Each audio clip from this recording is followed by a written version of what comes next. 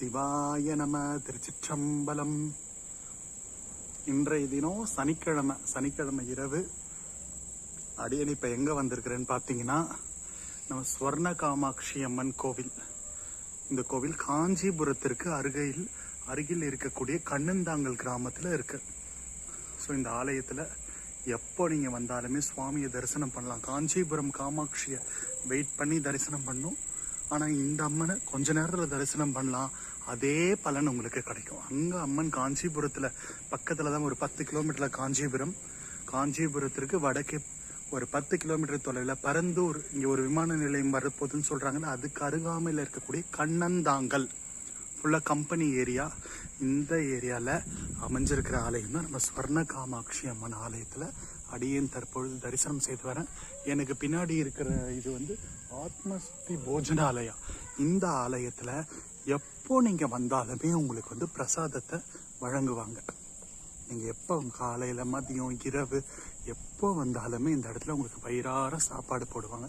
இப்போ கூட அடியேன் சுவாமியை தரிசனம் பண்ணிட்டு பிரசாதம் சாப்பிட்டேன். இங்கே 108 சக்தி பீட ஆலயம்னு பேர் இருக்கு. 108 அம்மன் சுற்றி இருப்பாங்க. நடுவில் இந்த ஸ்வர்ண காமாட்சி அம்மன் இருப்பாங்க. அப்பேற்பட்ட ஒரு உன்னதமான ஸ்தலத்தில் அடியேன் இந்த ஆலயத்தை நிறுவன குருஜியோடைய மணி மண்டபம் இது. வாய்ப்பு இருக்கிறவங்க இந்த 108 சக்தி பீட ஆலயத்தில் தரிசனம் பண்ணுங்க. இது தீப மண்டபம். இந்த இடத்துல உங்கள் கோரிக்கைகளை வேண்டி நீங்கள் தீபம் ஏற்றுனீங்கன்னா நிச்சயம் உங்களுக்கு நல்ல பலன் கிடைக்கும். அது மட்டும் இல்லாமல் நான் ஒவ்வொரு வாரமும் சனிக்கிழமைனா இந்த ஆலயத்துக்கு கடந்த 2 வருஷங்களாக வந்துட்டுருக்கேன். என்னோடய வாழ்க்கையில் நிறைய மாற்றங்கள் இந்த ஆலயத்தால் நடைபெற்றது. அப்பேற்பட்ட ஒரு உன்னதமான ஸ்தலம் சிவா. திருச்சிற்றம்பலம். அது மட்டும் இந்த ரோடு ஸ்ட்ரைட்டாக சுங்காச்சத்திரம் பூந்தமல்லியை போய் அப்படியே கனெக்ட் பண்ணும். இந்த ரோடு அப்படியே காஞ்சிபுரத்தை கலெக்ட் பண்ணும். பின்னாடி நம்மளோட பேரம்பாக்கத்தில் இருந்து ஒரு 10 கிலோமீட்டர் தான்.